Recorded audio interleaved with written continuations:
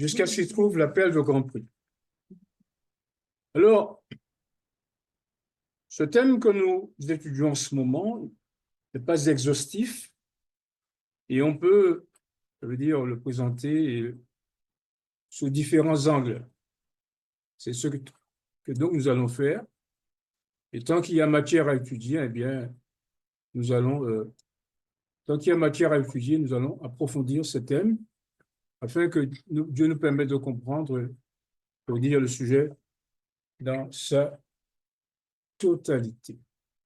Alors, justification par la foi, guerre en Palestine et second exode. Comment peut-on, je veux dire, relier ces trois thèmes entre eux afin de découvrir ce que Dieu a pour nous? Et donc, comment relier ces trois thèmes entre eux? Cela peut sembler, je veux dire, surprenant, mais il y a dans la parole de Dieu des éléments nous permettant de relier ces trois thèmes entre eux. Alors, le texte que j'ai choisi servant de support, c'est celui-là, celui que Daniel va nous lire. L'Éternel, notre justice. Voici, les jours viennent, dit l'Éternel, où je susciterai à David un germe juste. Il régnera roi et prospérera. Il pratiquera la justice et l'équité dans le pays. En son temps, Juda sera sauvé, Israël aura la sécurité dans sa demeure, et voici le nom dont on l'appellera l'Éternel, notre justice. Jérémie chapitre 23, versets 5 et 6. Et voici le nom dont on l'appellera l'Éternel, notre justice. J'aime beaucoup ce texte car il est très riche, bien évidemment, parce qu'il met en place, il met en exergue notre Sauveur. Il met en exergue et il va présenter, bien évidemment, un thème qui m'est cher, celui du second exode. Alors, vous comprenez bien que ces thèmes ne sont pas, je veux dire, étudiés dans l'Église, tout simplement parce qu'on n'y croit pas et on verra pourquoi. Mais en tout cas, ce qui est important, c'est que dans la parole de Dieu, nous trouvons suffisamment d'éléments pour fortifier notre foi. Et au fur et à mesure que nous considérons les événements tels qu'ils se passent, eh bien, nous sommes fortifiés car nous voyons que les différents morceaux du puzzle sont en train d'être rassemblés pour que nous ayons une compréhension, je veux dire, intelligente, et de manière à cadrer notre vie en fonction des jours qui viennent, bien évidemment, afin d'avoir le sceau de Dieu. Alors, nous allons lire un texte qui est très important, qui se trouve dans les écrits de la sœur White, qui a été écrit, ce texte, ce livre, notamment pendant le moment où Dieu envoya ces deux hommes, John Waggoner, comme les porteurs du message de l'autre ange, celui qui doit donner force et puissance à son message, le message du troisième ange, et sans lequel, eh bien, il ne serait impossible de prêcher l'évangile à toutes les nations, de même que sans l'addition de Jésus au message hébraïque, eh bien, il fut impossible de prêcher l'évangile à toutes les nations, comme le montre Acte 2, versets 1 à 4. Daniel. Ne pas éteindre l'esprit.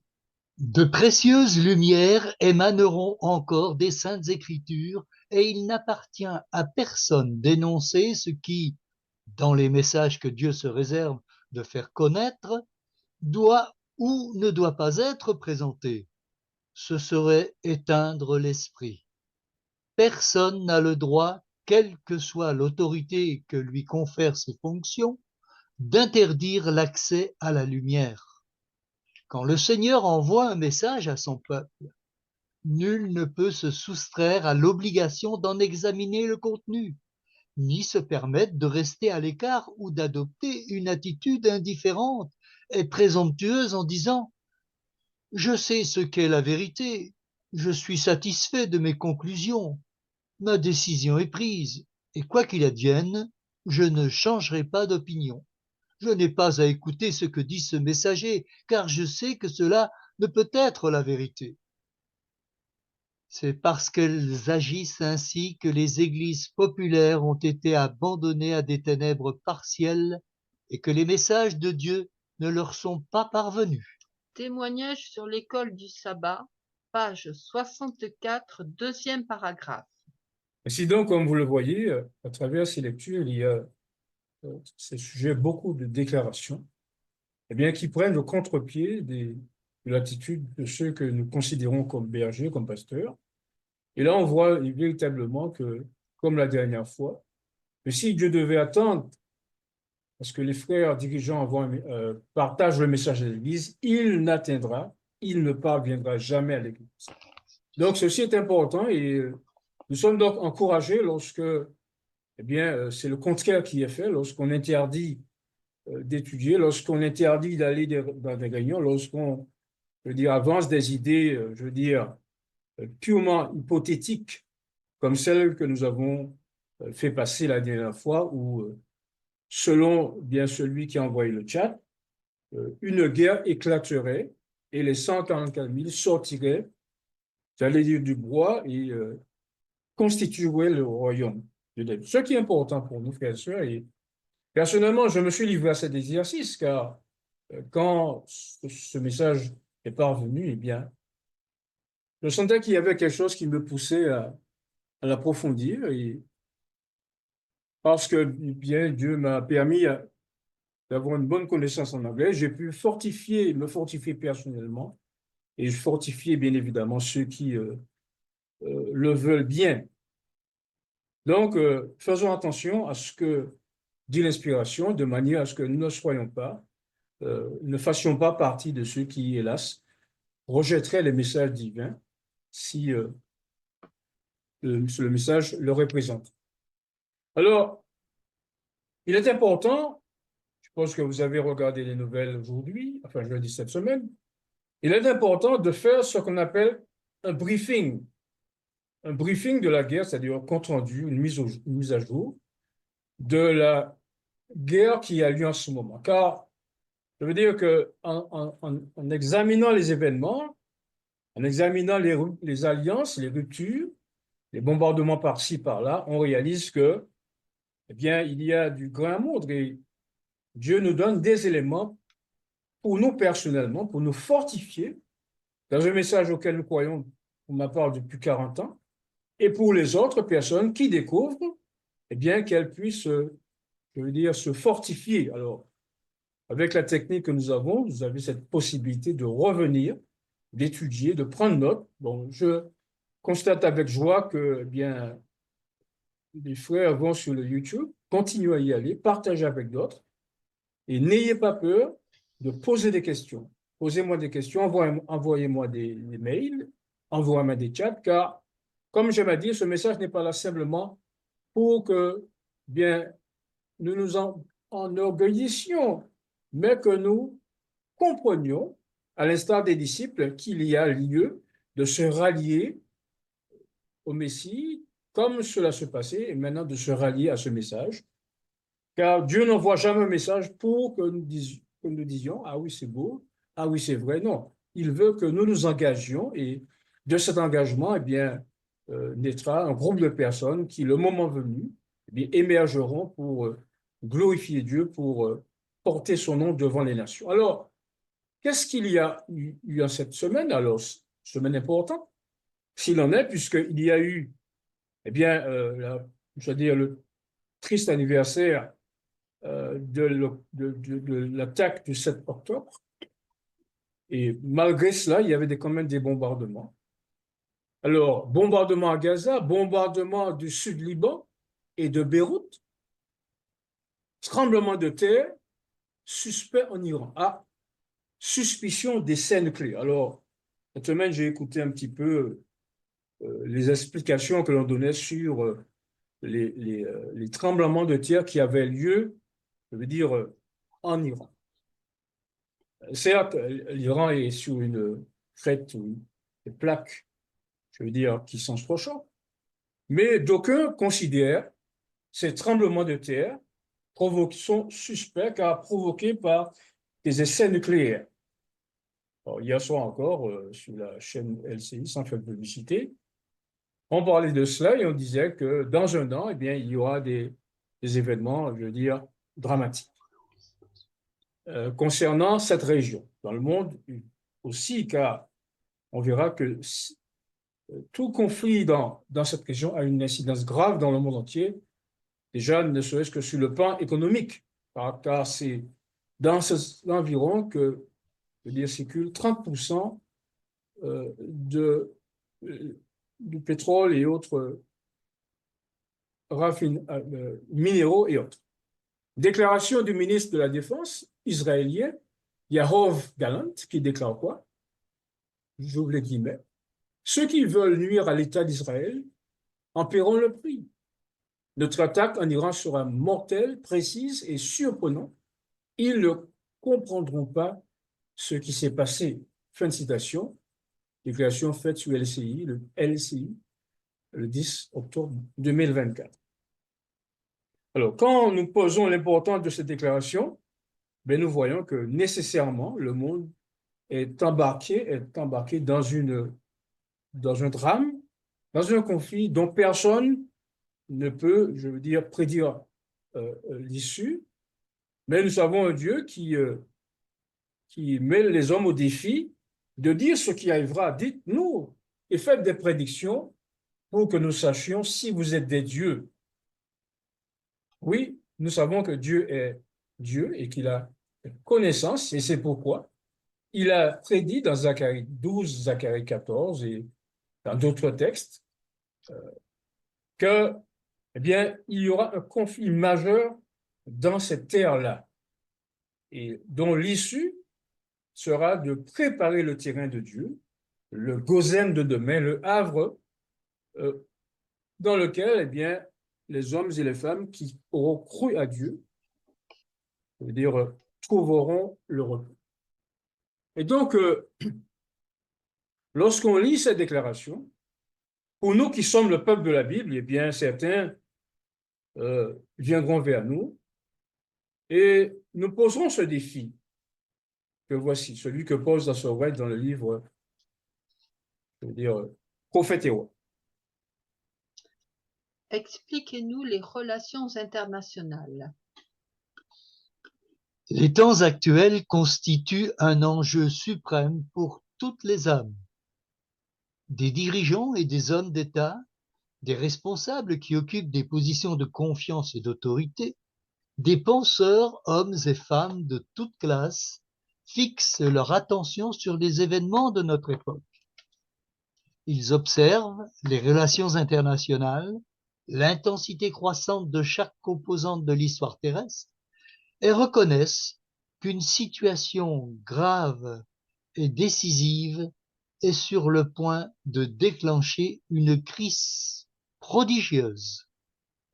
Alors, c'est Prophètes et rois, en français, donc chapitre 43, pages 408 et 409. Ce livre a été publié en 1914. Alors, Ellen White l'a écrit d'abord, avant, mais il a simplement été publié. Ce que je veux dire, c'est que à l'époque, il y avait une crise internationale et se pointait à l'horizon la guerre 14-18. Et donc, attention, je parle de cette date a été la date de publication, mais Ellen White, bien évidemment, l'a écrit avant. Et donc, nous sommes dans la même situation. Les gens viendront vers nous pour nous dire que, bien, écoutez, il y a cette déclaration de Gallant, Yoav Gallant, parce que c'est Jacob Gallant. Qu'en pensez-vous? Qu'est-ce que vous avez à nous expliquer là-dessus? Est-ce que nous allons rester croix? Est-ce que nous allons rester sans réponse à leur donner? Est-ce que nous allons faire passer cette déclaration comme sans importance? Ou est-ce que nous allons leur donner des réponses, je veux dire, qui satisfassent leur saine curiosité? Alors, nous comprenons, bien évidemment, que si la question est posée aujourd'hui, excusez-moi du terme, à l'adventiste moyen, il ne saurait donner une réponse, je veux dire, intelligente, et il dirait simplement que cela fait partie de l'accomplissement de la prophétie. Mais les gens, et nous non plus d'ailleurs, nous ne voulons pas de généralité, nous voulons qu'on nous explique de manière claire ce qui se passe dans cette terre-là et quelle en sera l'issue? Eh bien, la Bible a la réponse à cette question. Et le prophète Joël donne un élément important. Daniel va nous lire. Mon pays qu'ils se sont partagés. Après cela, je répandrai mon esprit sur toute chair. Vos fils et vos filles prophétiseront. Vos vieillards auront des songes et vos jeunes gens des visions. Même sur les serviteurs et sur les servantes, dans ces jours-là, je répandrai mon esprit. Je ferai paraître des prodiges dans les cieux et sur la terre, du sang, du feu et des colonnes de fumée. Le soleil se changera en ténèbres et la lune en sang, avant l'arrivée du jour de l'Éternel, de ce jour grand et terrible. Alors quiconque invoquera le nom de l'Éternel sera sauvé. Le salut sera sur la montagne de Sion et à Jérusalem, comme a dit l'Éternel, et parmi les rachetés, les réchappés, pardon, que l'Éternel appellera.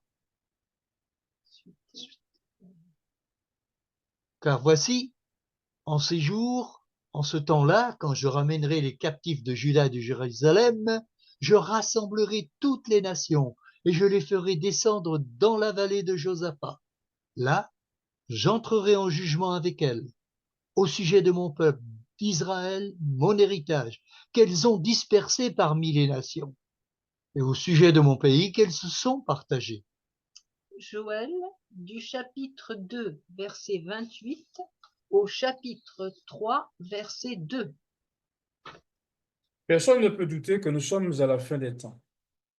D'ailleurs, Joël 2, verset 28 à 32, 28, 29, parle d'événements liés à la présence du Saint-Esprit en puissance qui nous permettra de prêcher l'Évangile à toutes les nations. Mais Joël 2 n'est pas seulement constitué de 2 versets. D'ailleurs, ce sont les seuls versets sur lesquels eh bien, on va mettre l'accent. Mais Joël 2 a, je veux dire, 32 versets. Et ce texte est intéressant parce que des versets 1 à 10, ou 1 à 11, il permet de voir une catégorie de personnes en action. Verset 10 notamment, des personnes devant lesquelles la terre tremble, devant lesquelles les cieux pâlissent et les étoiles retirent leur éclat. On les voit tels des cavaliers intrépides entrer dans les maisons, grimper sous les montagnes, aller sans qu'ils ne se pressent les uns les autres, c'est-à-dire une armée parfaitement coordonnée. Mais jamais, au grand jamais, eh bien, on ne parle de ces versets. Car si on s'appuyait sur ces versets, on dirait qu'il s'agit manifestement de personnes à qui Dieu donnera un pouvoir particulier et que personne ne pourra troubler. On a lu ce texte, je veux dire, cette expression souvent. Donc, pas besoin de faire le mouron, d'avoir peur de la persécution, puisque ces personnes dont Dieu présente ici le pédigré, eh bien, ces personnes sont des personnes devant lesquelles la terre tremble, les visages pâlissent. Donc, on est clair là-dessus. Mais Dieu va continuer plus loin, il va expliquer dans Joël 2, verset 28, la manière dont l'évangile va arriver, puisque nous sommes dans le cadre de l'appui de l'arrière-saison. Je veux dire, ce qu'il est convenu, je dirais, d'appeler l'appui de l'arrière-saison. Mais là, on voit au verset 32 des signes accompagnant, je veux dire, ce jour-là, lorsque nous allons prêcher l'évangile à toutes les nations avec puissance. On parle ici de la présence de la montagne de Sion. Alors, quiconque, je veux dire, invoquera le nom du Sauveur sera sauvé, car le salut sur la montagne de Sion et à Jérusalem. Alors, là où il n'y a ni symbole, ni, je veux dire, figure, il faut donner à le mot le sens le plus évident.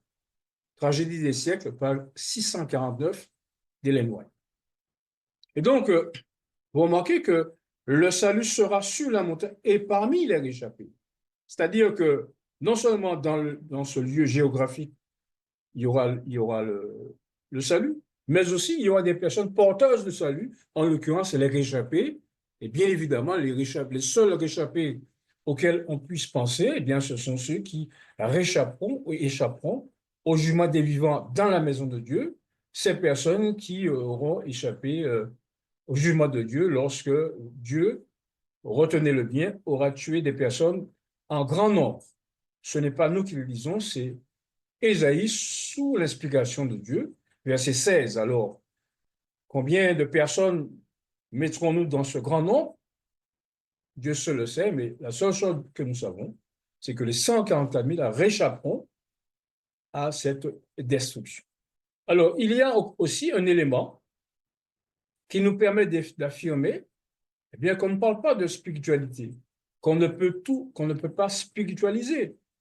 Et alors, avant de passer à l'autre texte, je voudrais dire aussi que tous les livres de la Bible, on le voit, se résument et s'achèvent dans l'Apocalypse, puisque on voit les 144 000 sur la montagne de Sion, les fameux réchappés, et juste après, alors cela pourrait être l'effet d'un hasard, mais lorsque vous lisez Apocalypse chapitre 14, 1 à 5, vous voyez qu'il est fait mention des 144 000, des personnes dans la bouche desquelles il n'y a pas de faute, et juste après, comme par hasard, apparemment, eh bien, vous voyez les 3 anges. Nous aurons l'occasion de montrer qu'il y a une forme de chronologie entre les versets 1 à 5 d'Apocalypse 14 et la présence des 3 anges qui proclament le message éternel. Alors, pour éviter que nous soyons, vous voyez, en une forme de spiritualisation, regardez comment, juste après, chapitre 3 de Joël, eh bien, on nous explique un territoire physique littéral.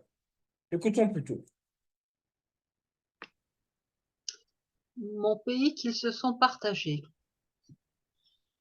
Car voici, en ces jours, en ce temps-là, quand je ramènerai les captifs de Juda et de Jérusalem, je rassemblerai toutes les nations et je les ferai descendre dans la vallée de Josaphat. Là, j'entrerai en jugement avec elles au sujet de mon peuple d'Israël, mon héritage, qu'elles ont dispersé parmi les nations, et au sujet de mon pays qu'elles se sont partagées. Joël chapitre 3, versets 1 et 2. Jésus avait dit que Jérusalem serait foulée aux pieds, qu'elle serait partagée, qu'elle serait piétinée. Et là, on voit que, je veux dire d'avance, Joël explique, sous l'inspiration de Dieu, bien évidemment, explique que ce pays a été partagé. Et Dieu s'en prendra aux nations pour s'être partagé son pays. Et vous remarquez qu'il y a ici un adverbe de lieu, la vallée de Josaphat, là, et là, accent grave, c'est-à-dire dans ce lieu, j'entrerai en jugement avec les nations. Donc, on voit de manière claire qu'on ne parle pas ici de spiritualisation, on parle de territoire physique, je veux dire territoire géographique. Alors, lorsque nous faisons le rapprochement avec ce que nous voyons, eh bien, nous voyons que pour que Dieu puisse faire cela, pour qu'il puisse amener les nations dans ce lieu, il faut que le lieu soit, je veux dire, débarrassé de ses occupants. Or, on a vu que dans Zacharie 14, eh bien, Dieu fera cesser le combat dans ce lieu. Il brisera l'arc, on l'a vu dans Osée 2, verset 20, que Dieu va briser l'arc. Qu'est-ce qu'il va faire? Il va utiliser bien la stratégie militaire qui lui est chère, c'est-à-dire il va provoquer un tumulte parmi les nations. Et lorsque ce territoire sera, je veux dire, débarrassé de ses occupants, eh bien, la vallée de Josaphat, le mont Sion, la terre de Palestine deviendra le lieu où Dieu non seulement ramènera son peuple, non seulement l'habitera, mais aussi ce lieu où il, je veux dire, jugera les nations. Donc tout cela, finalement, participe des événements que nous voyons. Je dis pendant des années, bon, enfin, on a vécu plus ou moins dans le calme, à part les intifadas 2001 et 2006. Mais je veux dire, après la guerre de 73, il n'y a pas eu de conflit aussi généralisé et de conflits qui suscitent autant de crainte que celui que nous vivons actuellement.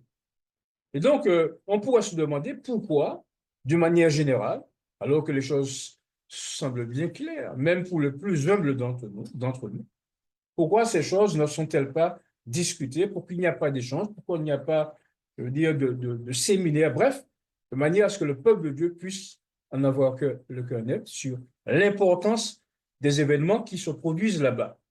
Ce n'est pas étonnant, puisque Dieu parle d'un ange, notre ange, celui qui se joint au troisième ange, et dont certains ne voient pas l'importance, mais dont nous voyons l'importance. Pourquoi?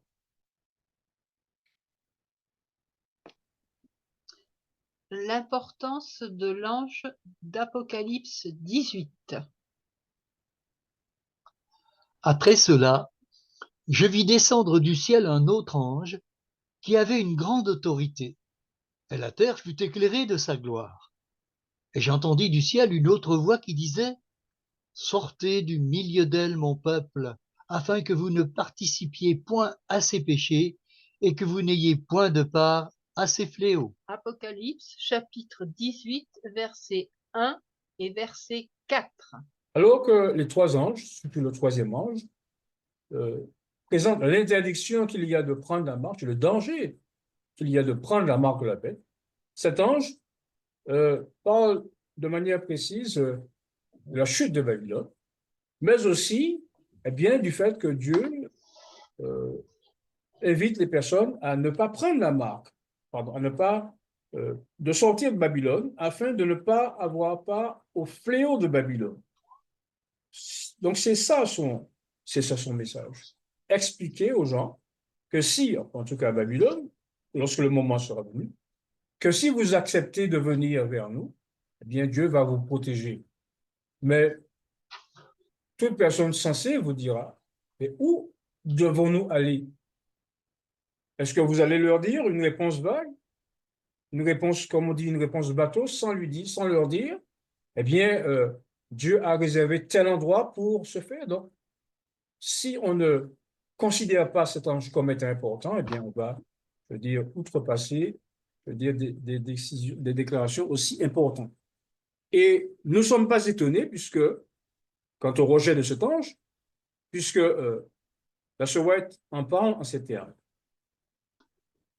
Nous devons mettre de côté nos idées étroites, égoïstes, et nous souvenir que nous avons à accomplir une œuvre de la plus haute importance.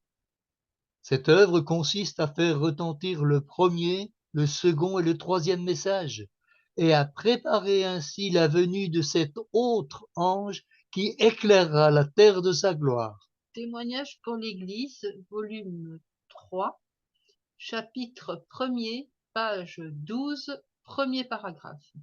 Lorsque nous présentons ces choses, beaucoup de gens disent, mais on n'entend pas ça à l'Église. Bien, frères et sœurs, vous ne les entendrez pas, car il s'agit pour nous, en tout cas pour l'Église de Dieu, de mettre de côté ces idées étroites égoïstes. Et quelles sont donc ces idées étroites égoïstes? Eh bien, ce sont tout simplement les idées qui consistent à dire qu'il n'y a pas d'autre ange, il n'y a pas d'autre lumière, comme on entend, je veux dire, souvent les gens dire. Donc, il y a là un avertissement, et en dépit du fait que bien, les personnes s'accrochent à leurs idées étroites et égoïstes, il n'en est pas moins vrai que cet ange doit venir. Donc, nous devons préparer la venue de cet enfant et préparer finalement son acceptation et faire en sorte que bien, les gens comprennent quel est le projet divin. Alors déjà, on a, je veux dire, du mal à comprendre les trois anges, à en parler à cause, comme vous le savez, du parapluie des églises protestantes. Eh bien, on a encore moins de mal à admettre l'idée d'un autre ange qui vient pour éclairer la terre et pour servir, comme est écrit page 277, bas de page, comme une addition au message des trois ans. Donc, je pense que à partir de cette fondation que nous venons de poser, nous avons suffisamment d'éléments pour nous permettre de comprendre que, eh bien, les prémices, je veux dire, de cette guerre là-bas équivalent en s'accentuant, puisque quand on regarde le chemin parcouru depuis octobre 7 2023, on voit que, eh bien, nous sommes arrivés à une situation éminemment, je veux dire, dangereuse, celle de la frappe de l'Iran, et on comprend ce qu'il peut en advenir. Alors, la question reste posée, quelle est la relation entre le conflit israélo-arabe et la justification par la foi, comme nous l'avons, je veux dire, établi en préambule? Eh bien, Dieu a un message particulier pour son peuple qui vit dans les derniers temps. Il nous demande, afin de comprendre cette relation de la justice, de la justification par la foi et du conflit qui a lieu là-bas et qui ira en son envenimement jusqu'à ce que, eh bien, le paroxysme soit atteint, c'est-à-dire la purification, la libération de la terre. Voilà ce que le prophète Michée, sous l'inspiration de Dieu, nous recommande. Souviens-toi des paroles de Balaam. Mon peuple, souviens-toi, je te prie, du dessein que forma Balak, roi de Moab, et de ce que Balaam, fils de Béor, lui répondit, de Sittim jusqu'à Gilgal, afin que vous connaissiez la justice de l'Éternel. Michée chapitre 6, verset 5 en version Darby. Alors, la seconde dira, afin que vous connaissiez les bienfaits de l'Éternel. Moi, j'ai choisi la justice de Dieu, la Darby, qui est de pair avec la King James, the righteousness of the Lord, la justice de Dieu. Et nous verrons que lorsque Dieu ici emploie justice, eh bien, il le fait à dessein. Ne croyez pas que Dieu puisse faire les choses de manière, je veux dire, légère. Alors, donc on pourrait se dire, eh bien, ce que Michée dit se rapporte à des événements, je veux dire, qui remontent à la jeunesse et qui peuvent s'être déjà passés au cours de l'histoire d'Israël, puisque Michée était prophète de Dieu à ce moment-là. Eh bien, nous découvrirons que dès ce moment-là, Michée nous renvoie à une prophétie, celle de Balaam, et comme je le dis au début, Jésus, par exemple, dans Matthieu 13, 52, c'est pourquoi il déclare, c'est pourquoi tout scribe instruit de ce qui concerne le royaume de Dieu est semblable à un maître de maison qui tire de son trésor des choses nouvelles et des choses anciennes. Et commentant ce texte, Ellen White déclare qu'il y a une vérité adaptée à toutes les époques pour le besoin du peuple. Et elle va prendre justement l'exemple de Jésus lorsque elle déclare ce que la Bible dit, en l'occurrence concernant les disciples d'Emmaüs, et commençant par Moïse et les prophètes, il leur raconta tout ce qu'ils devaient savoir sur lui. En effet, Moïse, déjà dans Deutéronome 18, verset 15, annonçait la venue de Christ. Ce prophète, comme moi, disait-il, et vous l'écouterez. Donc, la déclaration de Moïse a traversé le temps jusqu'à ce que, bien, Jésus vienne naître. Hélas, les siens ne le reçurent pas. Donc, quelle est donc cette prophétie et quelle relation y a-t-il entre la justice de Dieu, la justification par la foi? Eh bien, le prophète Moïse, quand il était prophète, va nous le rappeler.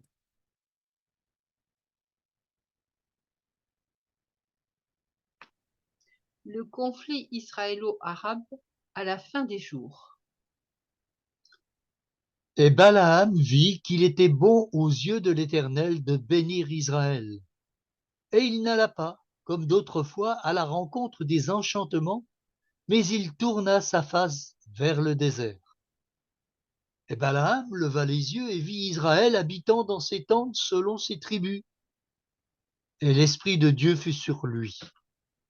Et il proféra son discours sentencieux et dit, et maintenant, voici, je m'en vais vers mon peuple Israël, il s'agit de Balaam, viens, je t'avertirai de ce que ce peuple fera à ton peuple à la fin des jours.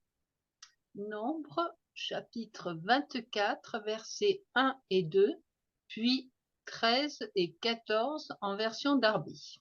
Notez que la vision de excusez-moi, la vision de Balaam concerne la fin des jours. D'aucuns disent que les 144 000, on ne sait où ils sont. Mais tandis qu'ici, Balaam déclare que il leva les yeux et vit Israël habitant dans cette tente, selon cette tribu. Ainsi que notre père Jacob, lorsqu'il déclare dans Genèse 49, verset 10, « Assemblez-vous mes fils, et je vous dirai ce qui vous surviendra à la fin des jours. » Donc on peut, je dis, ironiser, on peut gloser, mais le Saint-Esprit, par la bouche de Balaam et par la bouche de, je dis, Jacob, déclare qu'ils seront présents à la fin des jours. Alors, on a déjà vu ce texte, on voit que les tribus ici, ce sont des personnes qui ont perdu leur identité au cours de la chrétienne, mais qui reviendront dans leur terre, car c'est là la terre que Dieu a, je veux dire, donnée à nos pères. Et il a promise pour des générations en génération. Alors, je voudrais aussi insister sur le fait que Balaam était un prophète de Dieu, mais en même temps, c'était un devin, c'était un sorcier. D'ailleurs, on le voit bien lorsqu'il s'est associé à Madian, dans Nombre 25, lorsqu'il s'est associé au culte des Madianites, au culte des Moabites.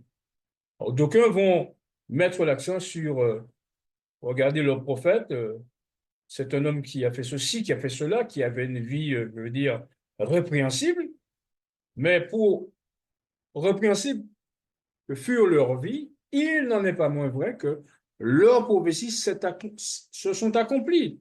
Et donc, lorsque Balaam va parler de la prophétie concernant Christ, Christ est bien né à Bethléem, il est bien venu sur la terre, il a habité en Galilée, et finalement, il est mort, et nous nous réjouissons du salut qui nous est accordé en Jésus-Christ. On ne s'attardera pas, enfin, sauf ceux qui le veulent, on ne s'attardera pas sur le fait qu'il a été, pardon, excusez-moi, je veux dire sorcier, pas plus qu'on s'attardera sur le fait qu'il a conduit Israël à l'apostasie après que Dieu lui ait demandé de bénir Israël. Bref, on retiendra la vérité et c'est ce qui a, je veux dire, c'est ce qui est important pour nous autres. Et donc, vous voyez que Balaam voit 12 tribus, je veux dire, à la fin des jours. Et à ce sujet, voilà le confort que donne la plume inspirée sur, je veux dire, le développement du peuple de Dieu jusqu'à nos jours. Elle déclare en effet, Balaam voit notre époque. Et Balaam, les yeux arrêtés sur le camp d'Israël, contemple sa vaste étendue et sa belle ordonnance, où tout proclame la prospérité, la discipline et l'ordre le plus parfait. Il reconnaît la faveur dont Dieu entoure Israël et son caractère distinctif qui ne doit pas être placé au niveau des autres, mais au-dessus. La vision accordée à Balaam ne lui révèle pas seulement l'histoire du peuple hébreu comme nation, il contemple aussi l'accroissement et la prospérité du peuple de Dieu jusqu'à la fin des temps. Transporté à la vue de ce spectacle, le prophète, malgré lui, s'écrie: Qui pourrait compter les grains de poussière de Jacob et dénombrer le quart des enfants d'Israël? Patriarches et prophètes, chapitre 40, page 426. ah, il déclare malgré lui. Oui, malgré le fait que c'était décrit notre message, il nous affule de raillerie et de colibet, eh bien, Balaam, sous l'inspiration de Dieu, déclare que eh bien, Jacob sera comme la poussière de la terre. Et qui pourra dénombrer le quart des enfants d'Israël? Il ne parle pas ici des enfants d'autres nations, d'Ammon, de Moab. Il parle ici, il se concentre sur les enfants d'Israël. Cela signifie que, comme dirait Osée 2, verset 1er, cependant, le nombre des enfants d'Israël sera comme le sable de la mer qui ne peut ni se mesurer ni se compter. Et au lieu qu'on le disait, vous n'êtes pas mon peuple, on leur dira fils du Dieu vivant. Oui, il y a dans le monde beaucoup de personnes qui semblent être des païens, mais Dieu déclare que, eh ben, ils peuvent faire partie de cette poussière de Jacob. Et comme le dit le psaume 87, verset 4, l'Éternel compte en inscrivant les peuples, c'est là qu'ils sont nés. Donc Dieu sait où je suis né. Dieu sait pourquoi, eh bien, je suis devenu adventiste. Pourquoi mes parents le sont devenus. Bref, tout cela, Dieu le sait, il a dans son calepin.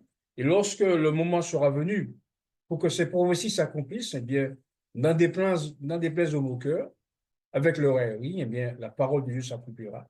Puisque Dieu veut sanctifier son nom, Dieu veut justifier son nom, Dieu veut élever son grand nom devant les nations, de manière à ce que les personnes qui, aujourd'hui, ne voient pas l'importance de servir Dieu, ne voient pas l'importance de venir de la bergerie, enfin, de l'endroit où ils sont, vers la bergerie de Dieu, eh bien, puissent le faire au moment opportun.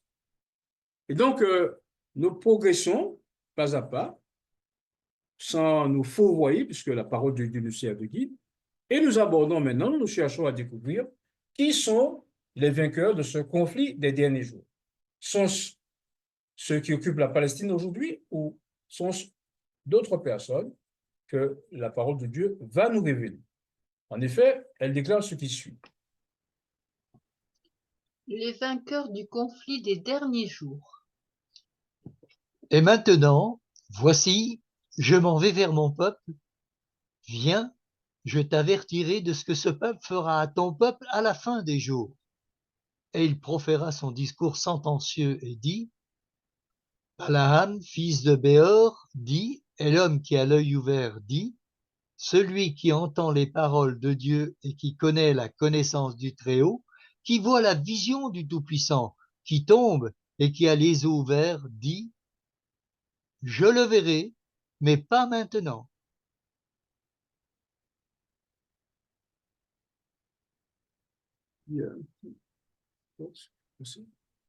Voilà. Vas-y. Je le verrai, mais pas maintenant. Je le regarderai, mais pas de près. Une étoile surgira de Jacob, et un sceptre s'élèvera d'Israël, et transpercera les coins de Moab, et détruira tous les fils de tumulte. Et Édom sera une possession, et Séhir sera une possession, eux, ses ennemis, et Israël agira avec puissance. Et celui qui sortira de Jacob dominera, et il fera périr de la ville le résidu. Nombre chapitre 24, versets 14 à 19. Lors de notre étude précédente, nous avions montré que ce germe, cette personne, n'est autre que Christ lui-même. Et puisque, conformément à la prophétie de Balaam, remarquez qu'il ne dormait pas, qu'il avait l'œil ouvert, l'œil de la foi. Et puisque il est venu, il est mort pour nous, il est ressuscité, il vit au siècle des siècles, eh bien, nous attendons cette deuxième partie de la prophétie qui ne s'est pas encore accomplie et qui doit nécessairement s'accomplir avant qu'il ne revienne, c'est-à-dire qu'il prenne la direction des armées d'Israël. Alors, je ne saurais vous dire de quelle manière, mais une chose est certaine, c'est que, eh bien, celui qui sortira de Jacob, en l'occurrence Christ lui-même, il dominera, il fera, je veux dire, périr le résidu. Voilà, je veux dire, une prophétie sûre et certaine, comme l'encre de l'âme, et qui ne saurait être circonvenue, quand bien même, eh bien, on saurait nous essayer de nous démontrer le contraire. Alors, justification et conflit des derniers jours. Qu'est-ce que cela signifie? Cela signifie tout simplement, j'attends que Daniel lise. Vas-y, Daniel. Connaître la justice de Dieu. Mon peuple, souviens-toi, je te prie, du dessein que forma Balak, roi de Moab, et de ce que Balaam, fils de Béor, lui répondit, de Sittim jusqu'à Gilgal, afin que vous connaissiez la justice de l'Éternel. Michée, chapitre 6, verset 5, en version Darby. Lorsque Dieu nous demande de nous souvenir de quelque chose, c'est que manifestement, cette chose revêt une importance particulière. Ne nous demande-t-il pas, Exode 20, verset 8, souviens-toi du jour du repos? Et nous nous en souvenons, puisque nous sommes de ceux qui avons accepté le message des trois anges et qui gardons le sabbat, le saint sabbat de Jéhovah. Ainsi donc, Dieu nous demande de nous souvenir et lorsque nous voyons ces événements, lorsque nous voyons, je veux dire, l'Iran, nous voyons le Liban, nous voyons le Hezbollah, nous voyons le Hamas, nous voyons les Houthites au sud, je veux dire, de la péninsule arabique, et nous voyons aussi d'autres peuples qui se présentent, je dis, dans l'ombre, comme des soutiens à Israël, je veux dire, aux Palestiniens, eh bien, nous comprenons que Dieu nous demande de nous souvenir. Et puisque ces choses se passent, eh bien, nous sommes donc dans la situation de l'attente, je veux dire, pieuse, l'attente en vue de la préparation des événements qui vont marquer la fin de la prédication de l'Évangile. Ainsi donc, aujourd'hui, la justification par la foi, en l'occurrence celle dont nous parlons ici, prend une autre dimension. Elle n'a pas la vue, je veux dire, un peu étroite, comme dans laquelle certaines personnes voudraient, je veux dire, l'enfermer. Ce n'est pas seulement, je veux dire, le sacrifice du Christ par le biais duquel nous avons la vie éternelle. C'est aussi l'acceptation de toute parole qui sort de la bouche de Dieu. Ainsi, nous l'avons, Abraham crut à Dieu et cela lui fut imputé à justice. Et quand il lui fut imputé à justice, il fut imputé à justice à Abraham parce qu'il avait quitté, je veux dire, Charan, après avoir quitté Ur en Chaldée, Charan, et finalement descendit le long de la côte et acheta cette caverne de Macpéla où sa femme et lui sont enterrés jusqu'à ce jour. Donc, tout cela, frères et sœurs, montre bien que Dieu nous demande de nous souvenir de ces événements afin que nous connaissions sa justice, afin que nous comprenions que toute parole qui sort de la bouche de Dieu s'accomplira. Alors, quel a été le plan de Dieu pour son peuple d'hier? Et quel sera son plan pour le peuple de demain? Voilà ce que rapporte Prophète Théoa, page 12. 11, ça dépend. Le plan de Dieu pour Israël d'hier. Les enfants d'Israël devaient occuper tout le territoire que le Seigneur leur avait assigné. Il fallait déposséder les nations qui avaient rejeté le culte du vrai Dieu. Mais le plan du Seigneur était que par la révélation de son caractère à Israël, les hommes soient attirés à lui. L'Évangile était adressé au monde entier. Par le service sacrificiel, le Christ devait être exalté devant la nation, et tous ceux qui le regardaient auraient la vie. Tous les païens, tels que Rahab la Cananéenne ou Ruth la Moabite, étaient invités à s'unir au peuple élu.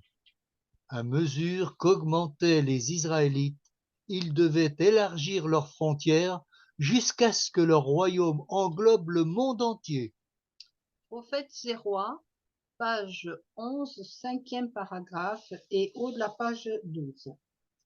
Oui, voilà le plan de Dieu. Et vous remarquez que, eh bien, la dernière phrase nous fait penser à une pierre qui prend de l'importance et qui élargit, qui va croître dans le monde entier. Vous aurez remarqué la similitude. Nous ne sommes pas ici dans le cadre de Jésus, nous sommes dans le cadre du royaume, celui que Dieu avait établi selon Exode 19, versets 5 et 6. Vous serez pour moi un royaume de sacrificateurs. Et notez qu'au fur et à mesure que, eh bien, les enfants d'Israël croissaient, le royaume croîtrait aussi et engloberait le monde entier, pour être donc ce royaume de sacrificateurs.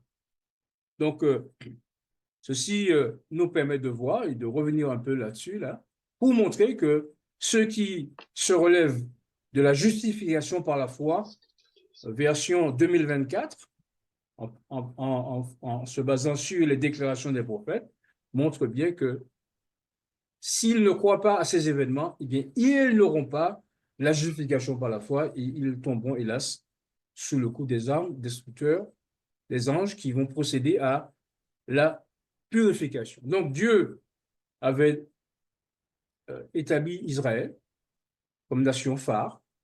Ézéchiel 5, verset 5, dans cette Jérusalem qui était au centre du monde, au centre des nations. Mais le plan n'a pas changé, puisque lorsqu'on considère les prophéties de Moïse, eh bien, nous considérons que Dieu a un plan particulier, et ce plan englobe la Palestine comme lieu de refuge et lieu servant pour la prédication mondiale de l'Évangile. Et puisque Moïse nous parle de la fin des jours, et puisque Jacob, notre père, parle de la fin des jours, eh bien, approfondissons la question juste un peu pour parler de ce royaume qui devra être installé dans la terre où il y a en ce moment, c'est, je veux dire, cette guerre, cette destruction. Toujours le plan du Seigneur pour l'Israël d'aujourd'hui. Voici, les jours viennent, dit l'Éternel, où j'ensemencerai la maison d'Israël et la maison de Juda d'une semence d'hommes et d'une semence de bêtes. Et comme j'ai veillé sur eux pour arracher, abattre, détruire, ruiner et faire du mal, ainsi je veillerai sur eux pour bâtir et pour planter, dit l'Éternel. Jérémie chapitre 31, versets 27 et 28. Je pense que nous prenons l'importance de cette déclaration, celle qui est en surbrillance. Oui, Dieu a veillé à détruire, Dieu a veillé à arracher, mais il déclare qu'il veillera pour planter, et planter au même endroit, c'est-à-dire la terre de nos pères. Et qui sont ces personnes en réalité et comment les identifier? Eh bien, voilà un élément de réponse trouvé dans la plume inspirée, qui est celui-là. Le plan du Seigneur pour l'Israël d'aujourd'hui. L'orgueil inflexible et révolté amena sur les Juifs la colère des conquérants romains. Jérusalem fut détruite, le temple démoli et son emplacement labouré comme un champ. Les enfants de Juda succombèrent de la mort la plus atroce. Des millions d'entre eux furent vendus comme esclaves. Ce que le Seigneur se proposait de faire pour le monde par Israël, le peuple élu, il le fera par son Église. Il a affermé sa vigne à d'autres vignerons, à ceux qui gardent son alliance et qui donnent le produit de sa vigne au temps de la récolte. Dieu n'a jamais manqué sur la terre de vrais représentants qui ont considéré les intérêts divins comme les leurs. Ces témoins de Dieu font partie de l'Israël spirituel, et c'est pour eux que s'accompliront toutes les promesses de l'alliance conclue par le Seigneur avec son peuple d'autrefois. Prophètes et rois, chapitre 59, page 540, premier paragraphe. Alors, ne partez pas, il ne nous reste que 5 diapos. Donc, voilà qui sont les descendants du peuple de Dieu. Ces personnes, eh bien, à qui Dieu a fermé sa vigne, des personnes qui sont toujours de la race de Jacob, puisque Jacob dit que ces personnes seront vivantes à la fin des temps, ces fils seront présents à la fin des temps, eh bien, ils ne peuvent être, je veux dire, présents que par leur descendance, que Dieu a canalisé pour faire partie de ceux qui sont sur la montagne de Sion, avec l'agneau, en l'occurrence les 140 appelés. Nous ne savons pas à quelle tribu nous appartenons, mais le moment venu, eh bien, nous saurons et nous aurons, à l'instar d'Israël, j'ai dit hier, nos bannières portant le nom et avec les 12 000 pour chacune des tribus. Alors, quel est le vrai rapport entre cette justification par la foi et le conflit? Bien, parce que Dieu veut faire quelque chose de particulier en cette terre. Il veut démontrer ce qu'il est en tant que personne, je veux dire, juste, en tant que personne sanctifiée, en tant que personne consacrée. Et il va, par l'apôtre Paul, nous rappeler qui était Jésus et quelle était sa justice, quelle était sa sanctification. Et nous verrons, sans, je veux dire, difficulté aucune, le rapport qu'il y a entre cette guerre qui a lieu, cette purification du terrain et ce qui ce qu'il en adviendra par la suite. Alors, cette partie est importante. Lisons. Afin que nous devenions par lui justice de Dieu. Celui qui n'a point connu le péché, il l'a fait devenir péché pour nous, afin que nous devenions en lui justice de Dieu. 2 Corinthiens chapitre 5, verset 20. Ainsi donc, Dieu nous place ici devant la situation de Jésus-Christ lui-même. Il y a un grand débat autour de la situation de Jésus avant ou après le péché, mais là, on voit que Jésus est devenu péché pour nous afin que nous devenions en lui justice de Dieu. Et pourquoi est-il important de relier ces deux événements, cette guerre qui a lieu et cette justification par la foi? Eh bien, il a un objectif, celui de faire en sorte que un groupe de personnes, 144 000, bien, soit aussi pour les autres justice de Dieu parce qu'ils auront vécu et ils se seront, je dis, appliqués, notamment à la fin des temps que nous vivons, eh bien, de devenir comme Jésus, justice eux-mêmes. Ainsi, nous lisons cette déclaration de Jones dans le livre Leçons tirées de la foi en anglais, traduit en français. Une chair semblable à celle d'Adam. Semblable à une chair de péché. On pense souvent que cela signifie que le Christ a simulé une chair de péché, qu'il n'a pas pris sur lui une chair de péché réelle, mais seulement ce qui semblait l'être. Mais les Écritures n'enseignent pas une telle chose. En conséquence, il a dû être rendu semblable en toutes choses à ses frères, afin qu'il fût un souverain sacrificateur miséricordieux et fidèle dans le service de Dieu, pour faire l'expiation des péchés du peuple. Hébreux 2, 17, il est né sous la loi, afin qu'il rachetât ceux qui étaient sous la loi. Galates 4, versets 4 et 5. Il a pris la même chair que tous ceux qui sont nés d'une femme. Un texte parallèle à Romains 8, versets 3 et 4 se trouve dans 2 Corinthiens 5, verset 21. Le premier dit que le Christ a été envoyé dans une chair semblable à une chair de péché, afin que la justice de la loi soit accomplie en nous. Le second dit que Dieu l'a fait devenir péché pour nous, bien qu'il n'ait pas connu le péché, afin que nous devenions en lui la justice de Dieu. Wagoner, épître sur les Romains, page 126. Je sais qu'il y a une tentation rampante, voire même une théologie rampante, qui consiste à dire que Jésus est venu dans la chair d'Adam avant le péché. Les textes de la Bible sont clairs, il est venu dans une chair de péché. Et ceci pour montrer eh bien, qu'il était possible de plaire à Dieu, d'observer les commandements de Dieu comme lui-même il a fait, comme il a observé les commandements de son Père. Et donc, le parallèle que nous pourrions trouver, que nous trouvons dans cette sainte justification par la foi en relation avec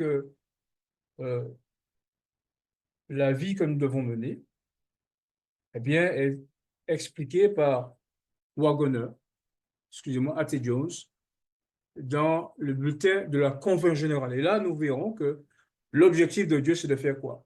C'est de planter des personnes sanctifiées, des personnes qui deviendront pour les autres justice de Dieu. C'est là le projet de Dieu et montrer de manière, je veux dire, devant toute l'humanité, que ce qui n'a pas été possible à un certain moment le sera possible lorsque bien Dieu va élever son grand nom par les 144 000 dans la bouche desquels il n'y a pas de fraude, comme le dit, je veux dire, le révélateur dans Jean 14. Donc nous lisons cette déclaration, très importante. Qui le Seigneur plantera-t-il dans la terre sainte? Il a condamné le péché dans la chair, démontrant que même au travers de cette chair de péché, il a pu vivre une vie sans péché. Sa vie parfaite sera manifestée dans la chair mortelle, afin que tous en soient le témoin pendant les 7 plaies. Si cette puissance ne peut être manifestée avant la fin du temps de grâce, le peuple de Dieu ne pourrait en être le témoin. Cela ne saurait leur servir de témoignage. Mais avant la fin du temps de grâce, il y aura un peuple si parfait en lui qu'en dépit de leur chair de péché, ils vivront une vie sans péché. Ils vivront des vies sans péché dans une chair mortelle, car celui qui a démontré qu'il a le pouvoir sur toute chair vivra en eux, vivra une vie sans péché dans une chair de péché, une vie saine dans une chair mortelle. Et c'est là un témoignage qui ne saura être contredit, un témoignage qu'on ne saurait donner de plus grand, puis viendra la fin.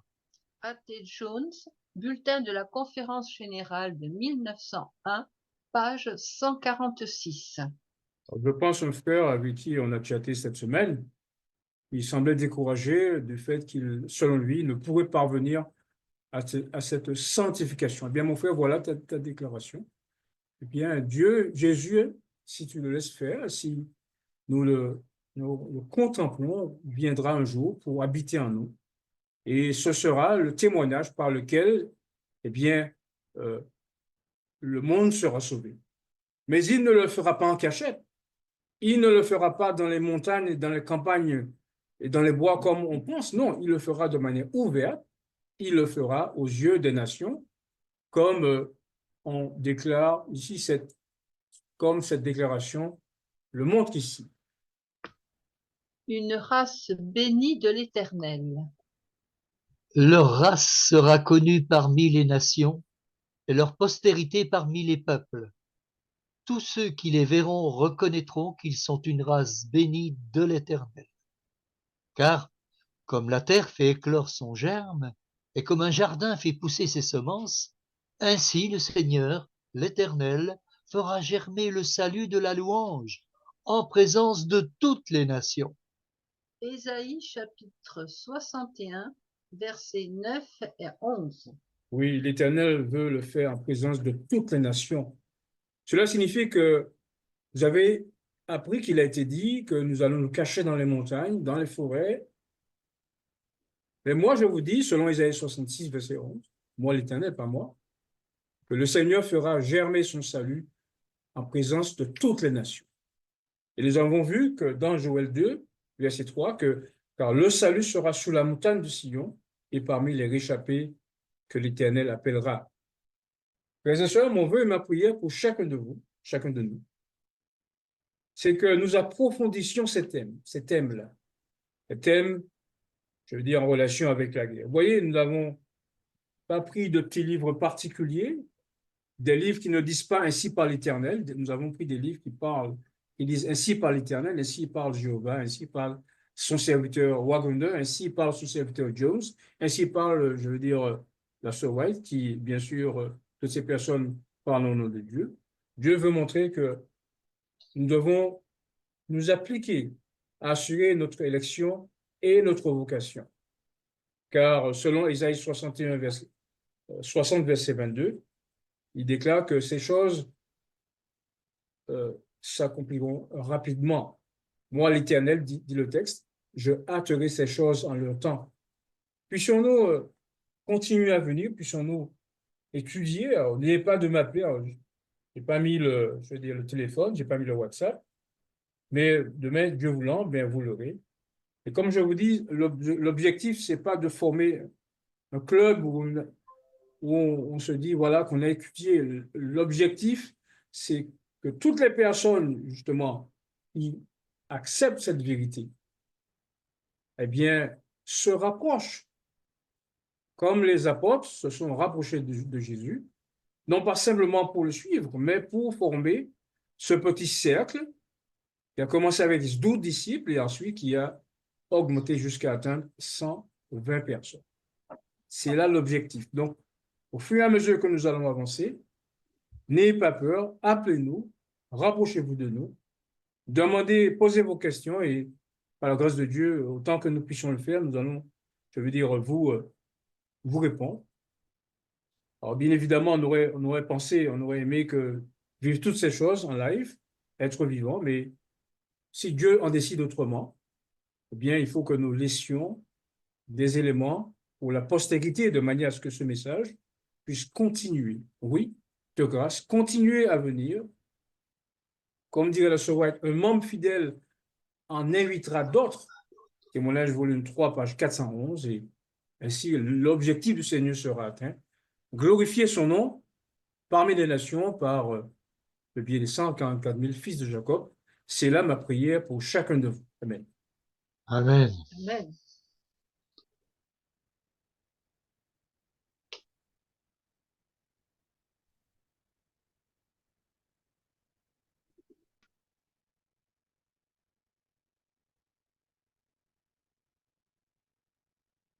Eh bien, frères et sœurs, vous avez la parole pour les questions et je vois El Sweetie. El Sweetie, tu as la parole. Bonsoir tout le monde, bonsoir Fabolo. Ma soeur. Et Bonsoir, je vous souhaite un Sweetie. bon sabbat. Merci. Alors, en fait, ma première question, si je peux dire, c'est une question. Alors, est-ce que je peux résumer la justification par la foi en tant que croire à tout ce que nous a été révélé? Est-ce que c'est ça la justification par la foi? C'est C'est-à-dire, d'abord la première notion. Puisque lorsqu'on lit l'histoire d'Abraham dans Genèse 18, Genèse 17, le texte dit, je crois Romains 4, 17 aussi le dit, Abraham crut à Dieu et cela lui fut imputé à justice. Donc, il fut déclaré juste lorsque Dieu lui demanda ce soir-là, lorsqu'il avait fait, je veux dire, le sacrifice, qu'il avait partagé les animaux, les oiseaux et autres. Dieu lui a dit, écoute, je vais faire de toi une grande nation. Et il faut que tu acceptes ce projet. Et la Bible déclare que pour avoir cru à ce que Dieu lui avait dit, il fut imputé justice à Abraham. Donc, c'est la même chose que Dieu demande aujourd'hui. Alors, bien évidemment, vous comprenez bien que plus tard, eh bien, grâce à la descendance, c'est-à-dire Isaac, Jacob et compagnie, eh bien, Jésus vint, la descendance dont parle, je veux dire, l'apôtre Paul dans Galates 3, la descendance, Christ vint. Mais le premier élément qui a justifié Abraham, c'est parce qu'il a cru lorsque Dieu lui a dit de quitter Ur en Chaldée. Et lorsqu'il arriva à Charan ou à Haran, selon l'expression, eh bien, il se mit en marche pour accepter les promesses de Dieu et prendre possession de la terre. Alors, d'accord. bien évidemment, au centre de cette justification, il y a Jésus-Christ. Rappelez-vous, lorsque Jésus, lorsqu'on posait des pièges, il disait, bien, Abraham a vu ce jour et il s'en est réjoui. Et c'est important d'associer Jésus au centre de ces événements, car comme nous l'avons vu ici dans, je veux dire, Nombre 24, verset 16, bien celui qui sort de Jacob est souverain et il sera maître des villes. Donc, si on n'associe pas Christ dans cela, dans le projet, eh bien, je veux dire, ce n'est plus la justification par la foi, c'est la justification par les œuvres. Mais les deux sont liés, donc on a raison de dire que cette promesse est importante parce que, comme j'ai dit en fin d'étude, l'objectif de Dieu, c'est de révéler son caractère à l'humanité. Il le fera par les 144 000. D'accord. Donc, je peux dire aussi, par exemple, tout ce qu'on a pu étudier aujourd'hui et le fait qu'on puisse aller retourner en Palestine, ça aussi, c'est croire en ça. Donc, ça Oui, peut être... cela relève de la justification par la foi, D'accord. puisque, D'accord. rappelle-toi ce que Michée dit, mon peuple, souviens-toi ce que Balaam a dit à Balak, afin que tu connaisses la justice de l'Éternel. Et D'accord. lorsqu'on va dans le Nombre 24, on voit bien évidemment Jésus au centre de la vision, de la prophétie, qui se passe à la fin des jours, et bien évidemment le fait que euh, nous croyons à ces promesses. D'accord. Très bien. Merci. Je veux juste euh, donner une référence de livre, justement, comme à la fin, tu as parlé de Christ et de Jésus-Christ. et on fait en fait quelques amalgames par rapport à la mort de Jésus-Christ, etc. J'ai un livre que je lis actuellement qui est Christ dans les psaumes. Et en fait, ce livre, il est vraiment intéressant. Et en fait, moi je l'ai lu, mais ça fait, c'est pas que ça fait, oui, ça parle aux tripes, quoi. Et ça fait vraiment comprendre la souffrance de Jésus à la croix et tout ce qu'il a pu faire pour nous. Et là, ça va directement droit au cœur. Oui, Là, vraiment. et c'est important que tu parles des psaumes, puisque le message que nous avons ici remonte depuis, je dis, le livre des Nombres. Et il passe aussi par les psaumes, psaume 105, versets 8 à 10, qui montre que Dieu a donné la terre d'Israël comme une alliance éternelle. Voyez? Et donc, le fait qu'ils reprennent cela, eh bien, montre bien que c'est ce que Dieu veut que nous comprenions, et il le fait à dessein par plusieurs prophètes. Alors, tu parles de Jésus mentionné dans les psaumes, oui, quoi que c'est le psaume 22 ou le psaume 8, tu l'as vérifié, où on dit que tu ne permettras pas que ton bien-aimé voie la corruption.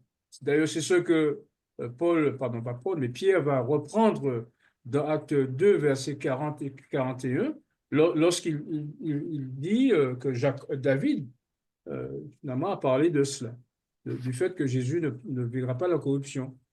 On parle de Jésus comme étant vendu, je veux dire, dans les psaumes. OK, donc, ce qui est important, c'est que, comme dirait les lois, pour découvrir une vérité, eh bien, il faut comparer les versets entre eux et vous arrêter à chaque verset, à chaque phrase.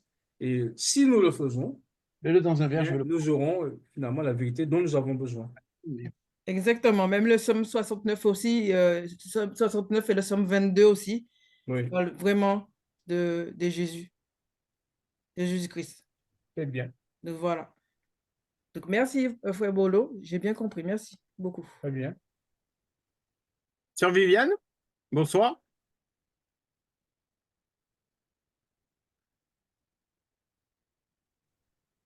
Bonsoir, frère Patrice, merci beaucoup. Bonsoir, frère Bolo, bonsoir Bonsoir, à monsieur. tous Bon sabbat. et bon sabbat dans le Seigneur. Donc, ma question, c'est le titre Mon pays qui se sont partagés dans Joël 3 et le verset 2. Je rassemblerai toutes les nations et je les ferai descendre dans la vallée de Josaphat. Là, j'entrerai en jugement avec elles au sujet de mon peuple, d'Israël, mon héritage, etc. Et je voulais savoir, mais combien de jugements qu'il y a? Parce que Combien de là, jugements? comment? Combien de jugements qu'il y a? Bon, bien Oui, évidemment, combien de il y a le jugements y jugement a-t-il? investigatif qui a lieu dans le ciel aujourd'hui et qui se terminera, ça veut dire, jusqu'à ce que les vivants Donc, soient c'est jugés. le jugement des morts. Mais en l'occurrence, dans ce cas-là précis, c'est un jugement spécifique euh, qui est en relation avec les personnes qui se sont partagées le pays de Dieu. Donc, comment qualifier ce jugement? Alors, plus tard dans le texte, Joël 3, il est parlé de multitudes qui descendent dans la vallée de jugement. Et d'autres versions disent dans la vallée de la moisson. La moisson est mûre. Donc, cela peut participer, peut relever du jugement des vivants dans le monde. Dans le monde. Puisque lorsqu'on lit Joël 3, pour me répéter, eh bien, on parle de la moisson de la terre. La moisson de la terre est mûre. Donc, tantôt on parle de jugement, tantôt on parle de moisson, tantôt on parle de récolte. Mais alors, donc, dans un premier temps, sur la question de la Palestine et ensuite sur le reste, euh, je veux dire la moisson spirituelle des nations. Donc, on veut dire combien de jugements qu'il y a-t-il? Donc, Alors, il y a les morts, il y a dans la maison de Dieu, il y a ce oui, jugement-là, et puis les fléaux, c'est ça? Donc, il y a 4 jugements. je ne dirais pas, enfin, je ne comptabiliserai pas le jugement, mais je dirais les choses de manière, je veux dire, simple. Le jugement investigatif, alors, euh, est-ce qu'on peut le séparer en deux?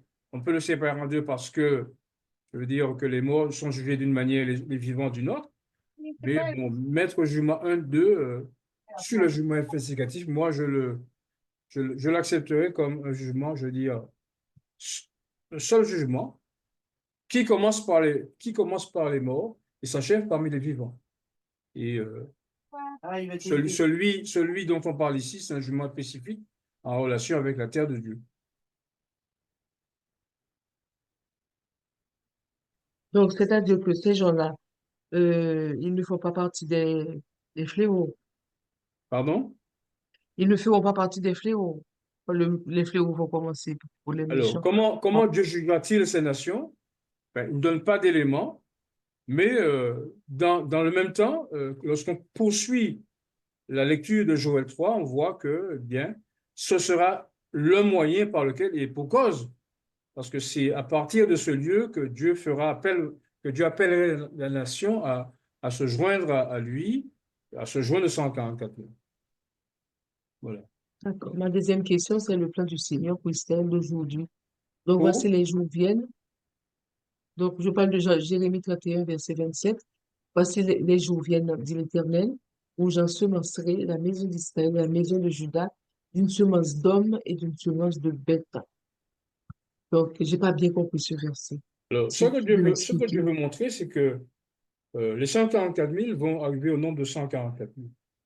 Et manifestement, il y aura, je veux dire, une croissance de population. Euh, qu'il ensemence, cela veut dire que les gens procréent et donnent naissance à d'autres personnes. C'est la même idée qui est reprise dans Zacharie 2, verset 5, lorsqu'il dit que Jérusalem sera une ville ouverte à cause de la multitude de bêtes et de personnes. Donc, cela veut simplement dire qu'il y aura procréation, tant au niveau des humains que des animaux. Voilà. Puisque avant que le Christ ne revienne, en tout cas jusqu'à ce qu'il revienne, eh bien, le droit de création sera perpétué. Ce n'est qu'au retour du Christ que cette procréation bien, va s'arrêter, puisque Jésus déclare que bien, lorsqu'il viendra, nous serons comme les anges. Et à cela, confirmation est donnée dans Message choisi, volume 1, page 203, où il est dit que bien, il est impossible à ceux qui... Daniel peut lire ce texte, s'il te plaît. Message choisi, volume 1, page 203. Je conjecture sur la nouvelle terre. Donc, jusqu'à ce que le Christ revienne, on pourra, je dis, il y aura de la procréation, mais lorsqu'il revient, eh bien, ce phénomène va s'arrêter. 203. Message choisi, volume 1, page 203. Qu'est-ce qu'il faut bien lire 203. 203, alors c'est... C'est bien ça, conjecture sur la vie future. Certains croient qu'il y aura des mariages et des naissances sur la nouvelle terre. Impossible d'harmoniser de telles doctrines avec les Écritures. L'idée selon laquelle des enfants naîtront sur la nouvelle terre ne fait pas partie de la parole sûre des prophètes. 2 Pierre 1,19. Le Christ s'est exprimé assez clairement pour qu'il n'y ait pas de malentendu. Ces déclarations devraient suffire pour régler définitivement la question des mariages et des naissances sur la nouvelle terre. Ni ceux qui seront relevés d'entre les morts, ni ceux qui seront transférés sans passer par la mort, ne se marieront ou ne donneront en mariage. Semblables à des anges de Dieu, ils feront partie de la famille royale. Très bien.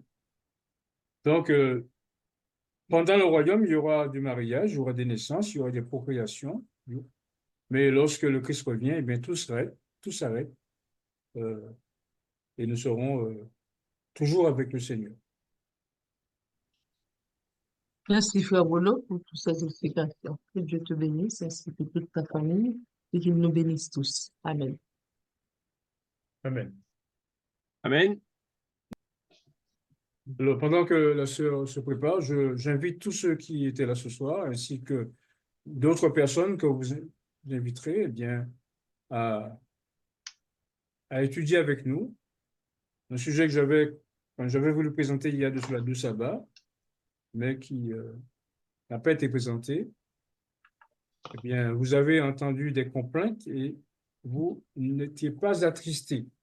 On va un petit peu reprendre sur ce dont on n'a pas parlé aujourd'hui et on va approfondir la question. Donc, soyez présents demain après-midi si Dieu veut. Invitez d'autres personnes. Amen.